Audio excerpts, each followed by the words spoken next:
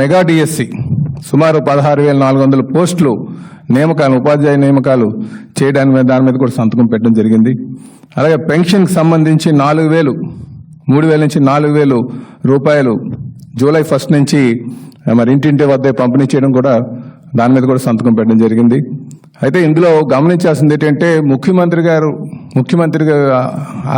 అంటే మా ఎలక్షన్కి ముందే చంద్రబాబు నాయుడు గారు ఒక మాట చెప్పారు, మాకు ఏదైతే ఏరియర్స్ ఉందో ఆ ఏరియర్స్ని కూడా కలిపి పంచుతామని చెప్పేసి. అంటే ఏప్రిల్ 1 నుంచే మేము అధికారంకి వచ్చిన తర్వాత ఆ 3 నెలలకు కూడా ఏరియర్స్ 3,000 అంటే 1,000 రూపాయలు చెప్పిన మరి వృద్ధులకు పంచడానికి వారు నిర్ణయం తీసుకున్నారు. కనుక ఈ జూలై 1కి ఆ 4,000 అంటే 3,000 ప్లస్ ఇంకొక 4,000 కలిపి ఇవ్వడం జరుగుతుంది. అంటే సుమారు 7,000.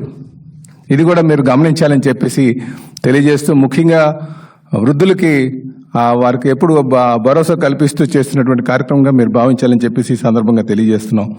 ఇదే కాకుండా పేదల ఆస్తులు కబ్జా కాకుండా ఉండడం కోసం ఈ ల్యాండ్ టైటిలింగ్ యాక్ట్, ముఖ్యంగా చాలా ఈ ల్యాండ్ ఎక్కువ మందికి ఆ ల్యాండ్ టైటిలింగ్ అనేసరికి చాలా భయాందోళనలు ఉన్నారు.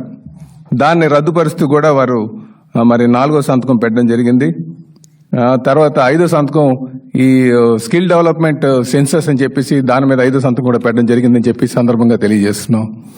అలాగే ఆయన వీటితో పాటు మరి పోలవరం అంటేనే జీవనాడి, ఆ జీవనాడికి సంబంధించి వారు అధికారం చేపట్టిన తర్వాత వారు వెళ్ళి అక్కడ సందర్శించడం, గడిచిన ఈ 5 సంవత్సరాలుగా ఏ విధంగా ఈ పోలవరాన్ని వీళ్ళు నీరు గార్చారన్న సంగతి మీ అందరికీ తెలిసిందే.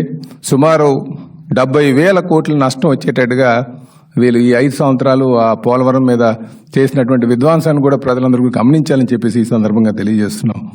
అంటే ఏదైనా ప్రాజెక్టు పూర్తి స్థాయిలో నడుస్తున్నప్పుడు దానికి రివర్స్ టెండరింగ్ అని చెప్పేసి వాళ్ళు ఇష్టానుసారం చేస్తూ మొత్తం ప్రాజెక్ట్ అని నిర్వీర్యం చేసి, ముఖ్యంగా ఇక్కడ అందరూ కూడా గమనించాల్సినటువంటి విషయం ఏంటంటే పోలవరం నడకపోవడానికి కూడా కారణాలు కూడా గమనించాలి.